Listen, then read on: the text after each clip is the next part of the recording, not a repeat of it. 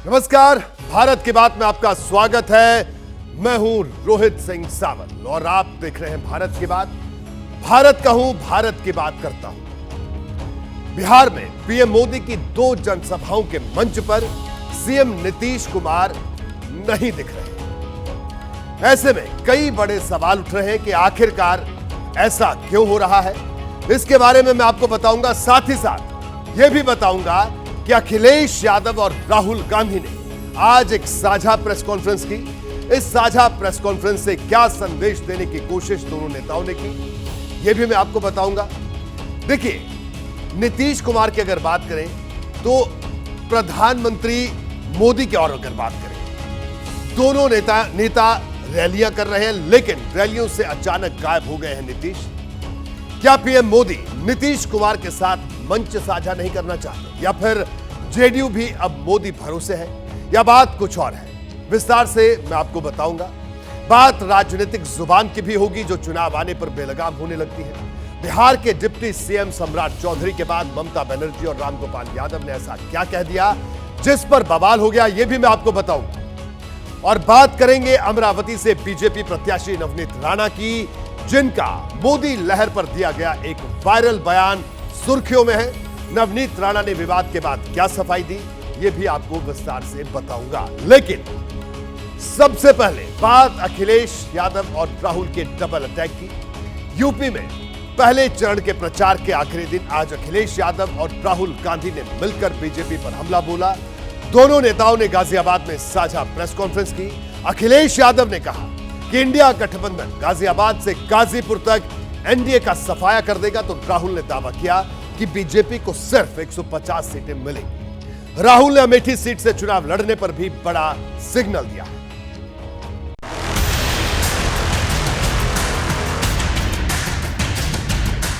Bharatiya Janata party भ्रष्टाचारियों का गोदाम बन गई। पूरा देश जानता है कि प्रधानमंत्री भ्रष्टाचार के चैंपियन हैं। यूपी की डबल इंजन सरकार पर ये राहुल और अखिलेश का डबल अटैक है। पहले दौर के प्रचार के थमने से कुछ घंटे पहले अखिलेश ने यूपी से बीजेपी के सफाए का दावा कर दिया। आज गाजियाबाद में बैठे हैं। इस बार भारतीय जनता पार्टी को गाजियाबाद से लेकर के गाजीपुर तक इंडिया गठबंधन सफाया करने का काम करेगा। राहुल गांधी एक कदम आगे दिखे। राहुल ने कहा कि देश भर में अंडर करंट है और बीजेपी के नाम रिजल्ट 150 सीट पर लॉक हो जाएगा।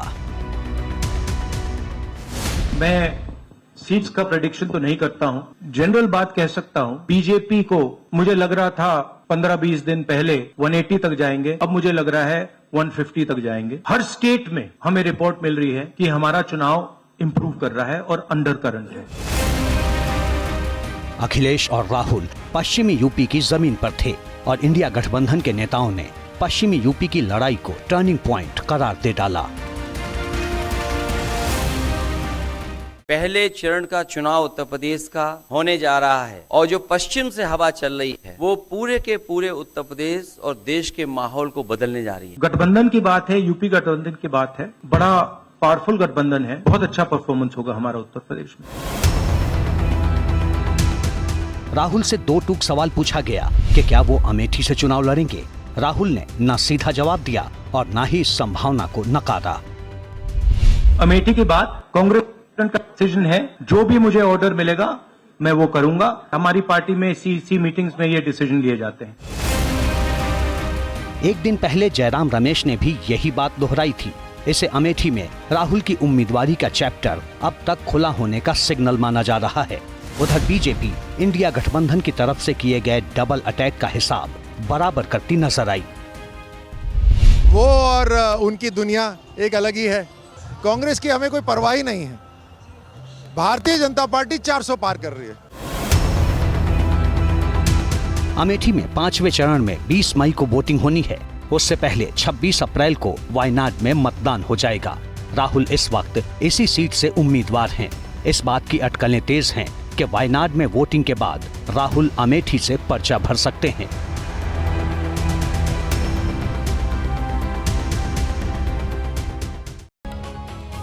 देखिए, अखिलेश यादव और राहुल गांधी की साझा प्रेस कॉन्फ्रेंस को एक बड़ी रणनीति का हिस्सा बताया जा रहा है। इसका संबंध अमेठी और रायबरेली सीट से भी है। दरअसल 2017 के यूपी विधानसभा चुनाव में दोनों दलों ने गठबंधन किया था, लेकिन तब वोट ट्रांसफर का अनुभव ठीक नहीं रहा था। इस बार दोनों नेता मिलकर यह तय करना चाहते हैं कि एक दूसरे के कैडर वोट दोनों दलों के उम्मीदवारों को पूरी तरह से ट्रांसफर हो। दूसरा मकसद है बूथ लेवल तक कार्यकर्ताओं में मजबूत समन्वय करना है। तीसरा मकसद यह है कि किसी सीट पर गठबंधन में भ्रम की कोई स्थिति न बने। और चौथा मकसद बड़ी रणनीति के तहत साझा प्रचार की तैयारी का है। इसके साथ ही दोनों नेताओं ने एक साथ बैठकर कार्यकर्ताओं को सीधा संदेश दिया कि गठबंधन में कोई बड़ा छोटा नहीं, दोनों दल बराबर है। अब बात करते हैं प्रियंका गांधी की, जो आज उत्तर प्रदेश में थी। पहले दौरे में यूपी की 8 सीटों पर शुक्रवार को वोटिंग होगी। इनमें एक सहारनपुर सीट भी है।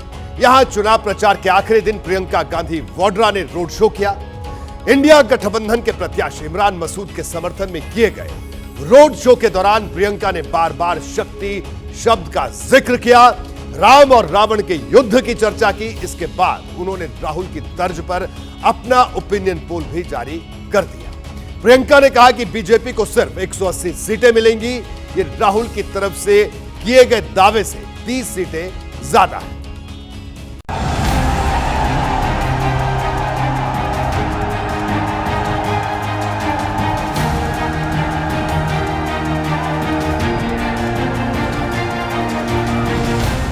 ये उत्तर प्रदेश की सियासी जमीन पर प्रियंका गांधी का पहला शक्ति प्रदर्शन है। सहारनपुर में इंडिया गठबंधन के प्रत्याशी इमरान मसूद के लिए प्रियंका ने रोड शो शुरू किया तो सड़क पर कांग्रेस सपा के कार्यकर्ताओं के अलावा लोगों का भी हुजूम दिखाई दिया।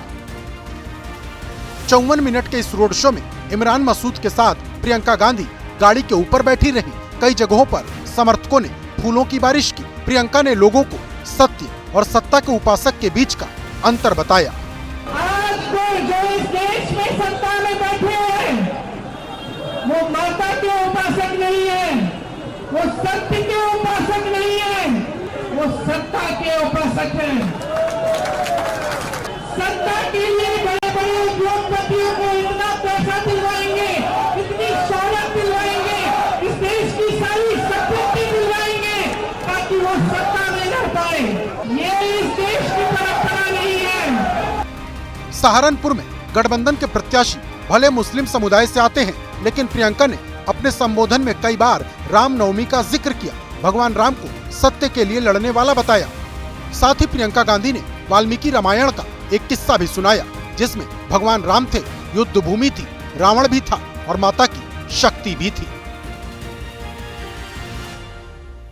वाल्मीकि रामायण में लिखा है कि जब भगवान राम युद्ध भूमि में उतरे तो उन्होंने सामने देखा तो शक्ति, माता की पूरी शक्ति रावण की तरफ थी। मायूस हुए भगवान राम, मायूस हुए कि ऐसा क्यों हो रहा है। तो मायूस होकर उन्होंने 8-9 दिनों की तपस्या की। उन्होंने अन्न छोड़ा, व्रत रखा और 9 दिनों के लिए उन्होंने माता की उपासना और आराधना की, ये समझने के लिए कि माँ शक्ति उनको क्यों दे रही है और ये शक्ति मेरे पास क्यों नहीं है। मैं आराधना करूंगा ताकि माँ की शक्ति मेरे पास आए। सिर्फ प्रियंका गांधी ही नहीं, इमरान मसूद भी कई मौकों पर रामचरितमानस की चौपाइयां पढ़ चुके हैं। चुनाव प्रचार में हिंदू मुस्लिम भाई भाई वाला नारा दोहरा चुके हैं। रघुकुल रीत सदा चली आई। कांग्रेस के नेता राम के नाम पर चाहे जितना जोर दे, लेकिन सच ये है कि यूपी की सियासी जमीन कांग्रेस के लिए बंजर है और इस चुनाव में समाजवादी पार्टी का गठबंधन पार्टी के नेताओं को संजीवनी नजर आता है। प्रियंका ने कहा, अगर ईवीएम में कोई सेटिंग नहीं होगी तो बीजेपी 180 का आंकड़ा भी नहीं छू पाएगी। किस आधार पे ये कह रहे हैं कि ये 400 पार होंगे, यही जाने। या तो इन्होंने कुछ गड़बड़ पहले से कर रखी है कि इनको मालूम है कि हमें 400 मिलने वाले हैं। अगर इस देश में आज के दिन ऐसा चुनाव हो जिसमें कोई गड़बड़ी नहीं हो जिसमें ईवीएम में कोई गड़बड़ी नहीं है, तो मैं दावे के साथ कह सकती हूँ ये 180 से ज्यादा सीट नहीं ले सकते, उससे भी कम लेंगे। प्रियंका अब तक कई राज्यों में पार्टी के प्रत्याशियों के लिए चुनाव प्रचार कर चुकी हैं। उत्तराखंड और राजस्थान के बाद यूपी में उनकी पहली रैली थी, लेकिन एक सवाल अभी भी जिंदा है, क्या प्रियंका खुद रायबरेली से चुनाव लड़ेंगी?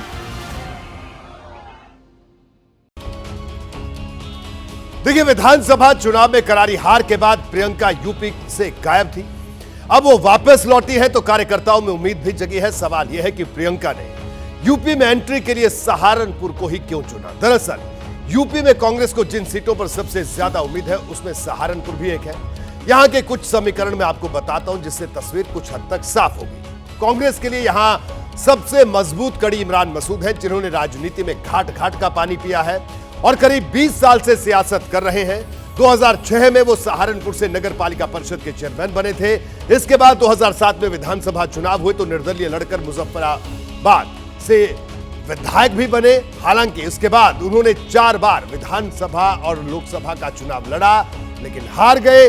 बड़ी बात यह थी कि हर चुनाव में उन्हें बम्पर वोट मिलते रहे। 2012 में नकुड़ विधानसभा से कांग्रेस के टिकट पर चुनाव लड़ा और सिर्फ 4000 वोट से वो चुनाव हार गए। इसी तरह 2014 में सहारनपुर से कांग्रेस के टिकट पर लोकसभा का चुनाव लड़ा, तब इन्हें 4 लाख से ज्यादा वोट मिले थे और 65,000 वोट से हार हुई थी। ये वही चुनाव था, तब इमरान मसूद ने पीएम मोदी पर विवादित टिप्पणी की थी और जेल भी जाना पड़ा था। इमरान मसूद ने 2017 में फिर कांग्रेस के टिकट पर नकुड़ विधानसभा से चुनाव लड़ा और 3000 वोट से चुनाव हार गए।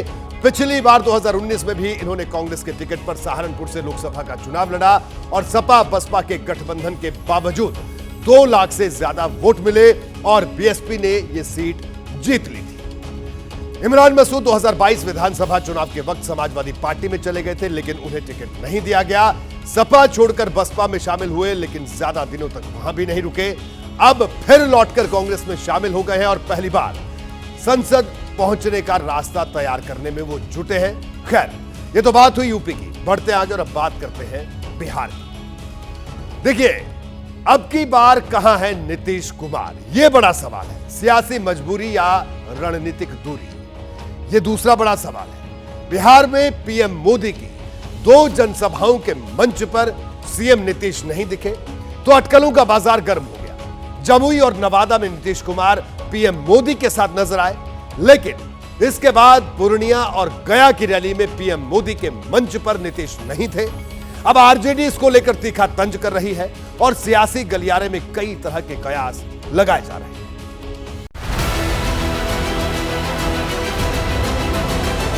बिहार की सियासत में ये सवाल गर्माता जा रहा है कि आखिर क्या वजह है कि पीएम मोदी की पूर्णिया और गया वाली रैली के मंच पर सीएम नीतीश कुमार मौजूद नहीं थे। इसे लेकर आरजेडी लगातार एनडीए पर तंज कर रही है। आखिर क्या कारण है कि 2 नेता अभी साथ में आए हैं और मंच साझा नहीं कर रहे हैं? इनकी सरकार होती तो देश के माननीय प्रधानमंत्री नीतीश कुमार को मंच पे जरूर बुलाते, क्यों नहीं बुला रहे? आरजेडी का आरोप है कि नीतीश कुमार और पीएम मोदी के बीच की केमिस्ट्री फिर से ठीक नहीं और शायद इसी वजह से मोदी के मंच से नीतीश गायब दिखने लगे हैं। शायद हमको लगता है कि उस दिन वो 400 के जगह वो 4000 बोल गए, माफी मांगना पड़ा पैर छू के प्रधानमंत्री जी से नीतीश कुमार जी को। शायद कारण यही रहा होगा। ये तो माननीय मुख्यमंत्री की आत्मा ही बताती होगी। बहुत कुछ करेंगे वो। पैर छुए हैं, मन से भगा दिया गया। सम्राट जी का पगड़ी अभी तक नहीं खुला तो कुछ तो राज है ना, तो राज को राज ही रहने दीजिए। अंदर खाने कई तरह की चर्चा सरगर्म है। ऐसी अटकलें भी हैं कि पीएम मोदी की जमुई और नवादा जैसी रैलियों में दिए गए नीतीश कुमार के कुछ असहज करने वाले बयान इसकी एक वजह हो सकते हैं, लेकिन इसकी कोई पुष्टि नहीं कर रहा। आप कभी इधर उधर नहीं होने वाले। 4000 से ज्यादा, उससे भी ज्यादा जरूर एमपी यहां पर रहेंगे इनके पक्ष में। अब ये सवाल बड़ा हो चला है कि क्या वाकई नीतीश कुमार के ऐसे बयान ही पीएम मोदी की रैली वाले मंच से उनके गैर मौजूदगी की वजह है। हालांकि इसे एनडीए के नेता खारिज कर रहे हैं। अलग अलग पॉलिटिकल एजेंडा सेट करते रहते हैं जिसका कोई मायने मतलब नहीं है। और यह बात बताइए ना कि लालू प्रसाद यादव जी अपनी बेटी के चुनाव प्रचार को छोड़कर अन्य सभी जगहों से क्यों अनुपस्थित हैं? गैर मौजूद तो हम भी थे उस सभाओं में से। पिछली बार जब हम नहीं आए थे तब तो इन्होंने मुद्दा बड़ा बनाया था। नवादा वाली रैली में प्रधानमंत्री जी के साथ ही ये बैठ के तय हुआ था, जितना हम लोग अलग अलग जाकर ज़्यादा से ज़्यादा क्षेत्र हम लोग कवर करेंगे वो उतना ही सबके लिए लाभदायक। बिहार में पहले दौर के लिए औरंगाबाद, गया, नवादा और जमुई सीट पर प्रचार थम चुका है। बाकी 36 सीटों के लिए प्रचार जारी है। ऐसे में मोदी और नीतीश एक मंच पर फिर कब और कहां साथ दिखेंगे, इसे लेकर चर्चा गर्म है। देखिए, पीएम मोदी ने 4 अप्रैल से अब तक बिहार में कुल 4 चुनावी रैलियां की हैं। इनमें 4 अप्रैल को जमुई की सभा में सीएम नीतीश पीएम के साथ मौजूद थे। इसके बाद 7 अप्रैल को नवादा में भी मुख्यमंत्री नीतीश कुमार पीएम मोदी के साथ मंच पर साथ थे, लेकिन 16 अप्रैल को गया और पूर्णिया की रैली में सीएम नीतीश कुमार पीएम मोदी के साथ मंच पर नजर नहीं आए। इसी के बाद अटकलों का बाजार गर्म है और आरजेडी निशाना साध रही है। यह भी पूछा जा रहा है कि क्या जेडीयू अब नीतीश नहीं सिर्फ पीएम मोदी के करिश्मे के भरोसे है, क्योंकि पूर्णिया में पीएम मोदी की रैली के मंच से नीतीश की गैर मौजूदगी सामान्य बात नहीं लग रही है। पूर्णिया से एनडीए की तरफ से जेडीयू के संतोष कुशवाहा चुनाव लड़ रहे हैं। अब सवाल उठता है कि जब जेडीयू उम्मीदवार के प्रचार के लिए खुद पीएम मोदी पूर्णिया पहुंच गए तो सीएम नीतीश क्यों नहीं आए? गौर करने वाली बात यह भी है कि पूर्णिया की रैली में मंच एनडीए की जगह सिर्फ बीजेपी का मंच नजर आ रहा था। मंच पर जेडीयू के चुनावी निशान की सिर्फ तस्वीर भर लगी थी, पार्टी का नाम कहीं नहीं लिखा था। सवाल इसलिए भी खड़े किए जा रहे हैं क्योंकि पूर्णिया में त्रिकोणीय लड़ाई की वजह से पार्टी की चुनौती बढ़ गई है। यहां आरजेडी की बीमा भारती और निर्दलीय पप्पू यादव मैदान में है, फिर भी नीतीश नहीं पहुंचे। यह भी पूछा जा रहा है कि क्या नीतीश की गैर मौजूदगी किसी रणनीति का हिस्सा है और क्या ध्रुवीकरण कार्ड की रणनीति के तहत नीतीश ने दूरी बनाई है। सवाल यह भी है कि अगर इसके पीछे कोई रणनीति है तो गया में HAM सेक्युलर के उम्मीदवार जीतन राम मांझी के प्रचार से भी नीतीश दूर क्यों रहे, यह भी सवाल उठ रहा है। खैर, ये तो बात बिहार की हुई। बढ़ते आगे और अब बात करते हैं सियासत में फिसलती और बहकती जुबान। जी हां, चुनावी मैदान में विवादित बयानों की रेस लगी है। कई दलों के नेता इसको लेकर चर्चा में है। हदों की कोई परवाह नहीं है। कोई विरोधी नेता से पंचर बनवाने की बात कर रहा है तो कोई जीभ काट लेने की चेतावनी दे रहा है। कुछ ऐसे भी हैं जो 400 फीट नीचे जमीन में दफन करने तक की धमकी दे रहे हैं। सुयोग থাকলে জিপটা আমি টেনে নিতাম। 400 फीट के अंदर नरेंद्र मोदी को काट दिया जाए। पिंचर जोड़ने के काम करेंगे, सड़क चौराहे बैठ। लोकतंत्र का महायज्ञ शुरू हुआ तो राजनीति के हवन कुंड में मर्यादाओं की आहुति दी जाने लगी।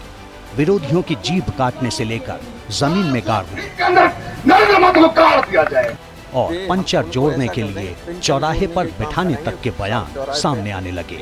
हम सब दिखाएंगे, लेकिन उससे पहले ये नीति वचन सुन लीजिए।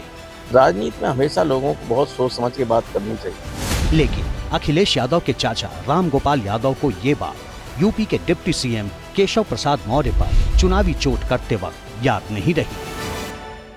ऐसा है, वो साइकिल की जो है पंचर होगी, जो साइकिलें चलती हैं हम उनको ऐसा कर देंगे, पंचर जोड़ने के काम करेंगे, सड़क चौराहे बैठ के। जिस तरह की बात ये करते हैं, इस तरह की बात तो कोई झाड़ू लगवाने वाला सड़क पे आदमी वो बात नहीं करता।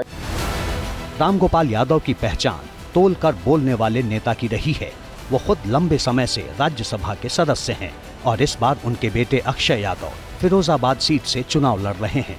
2014 में फिरोजाबाद सीट से संसद पहुंचे अक्षय यादव 2019 में यहां से चुनाव हार गए थे। जाहिर है सियासी तापमान चढ़ा हुआ है। वैसे चढ़ते सियासी पारे के बीच सियासत की जुबान बंगाल में भी बेकाबू हो रही है। प्रमाण है जलपाईगुड़ी में ममता बनर्जी का ये बयान।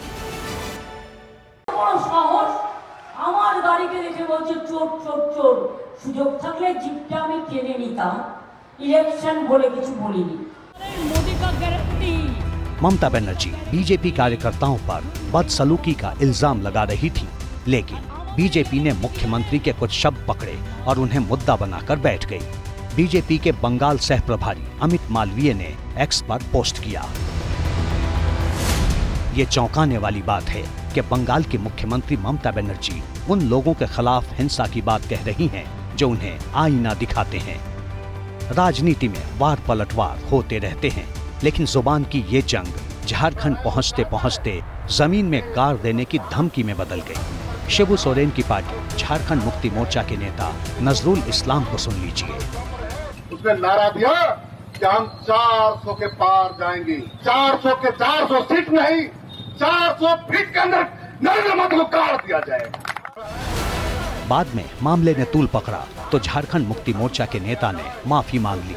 सियासत की अदावत पर बेकाबू जुबान का हावी होना किसी खास पार्टी की पहचान नहीं है, इसमें सब शामिल हैं। और लालू जी तो अब अपनी बेटी तक को नहीं छोड़े, पहले किडनी लिए तब टिकट दिया। यही है लालू यादव जी का परिचय। जब भी चुनावी माहौल गर्म होता है, मर्यादाएं इसी तरह टूटती हैं। ये एक ऐसा सिलसिला है जिसका इतिहास काफी पुराना है। देखिए, सवाल यह है कि इस तरह की बयानबाजियों पर रोक क्यों नहीं लगती। दरअसल चुनाव आयोग के पास विवादित बयान देने वाले नेताओं पर एक्शन का अधिकार तो है, लेकिन इसका दायरा बहुत सीमित है। जनप्रतिनिधित्व अधिनियम की धारा 8 के तहत फ्रीडम ऑफ स्पीच का दुरुपयोग करने वालों को चुनाव लड़ने से रोका जा सकता है, लेकिन फ्रीडम ऑफ स्पीच का दुरुपयोग हुआ है या नहीं, यह तय करना काफी मुश्किल है। चुनाव आयोग विवादित बयान देने वाले नेताओं के प्रचार करने पर रोक लगाता है, लेकिन यह रोक भी सीमित अवधि के लिए होती है। चुनाव आयोग ने 14 सितंबर 2022 को सुप्रीम कोर्ट में कहा था कि फिलहाल देश में हेट स्पीच से जुड़ा कोई स्पष्ट और सीधा कानून नहीं है। नेता इसका फायदा उठाते हैं और विवादित बयान देकर निकल जाते हैं। इस बार भी अगर सिर्फ पहले चरण की बात करें तो 35 नेताओं पर हेट स्पीच के मामले इस वक्त चल रहे हैं। देखिए, चुनावी मैदान में कई बार हाई जोश उल्टा पड़ जाता है। कुछ ऐसा ही महाराष्ट्र के अमरावती में भी हुआ। यहां बीजेपी उम्मीदवार नवनीत राणा अपने एक वायरल बयान पर बार बार सफाई देती दिखी। राणा ने आरोप लगाया कि उनके बयान को एडिट करके वायरल किया गया है। उन्होंने इसके पीछे विरोधियों की साजिश बताया। चर्चित बयान पीएम मोदी से जुड़ा था।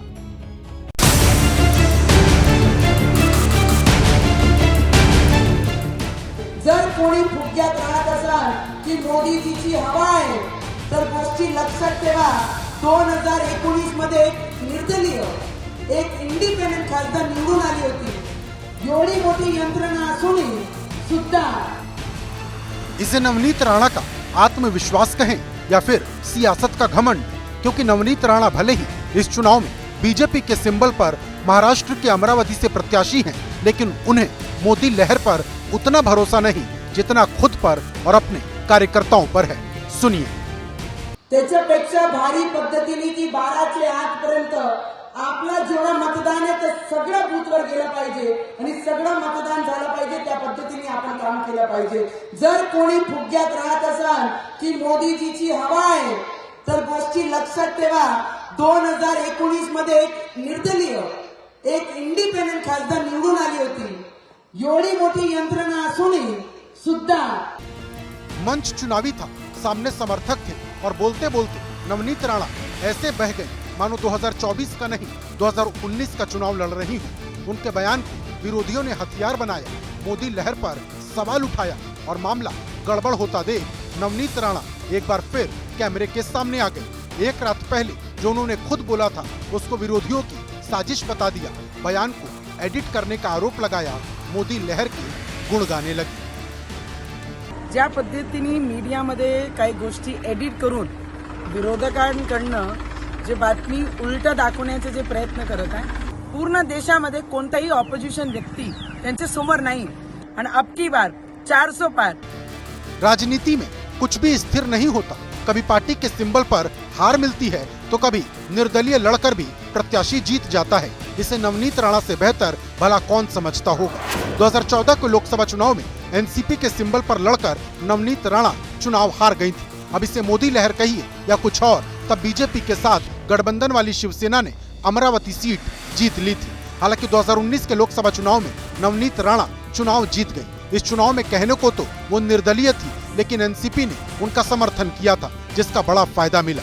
किसी भी नेता का बयान चुनाव में बहुत असर पैदा करता है। अब नवनीत राणा के बयान को आधार बनाकर विपक्ष ये बताने लगा है कि नवनीत राणा ने मोदी लहर को लेकर जो कुछ कहा वो सब सही है।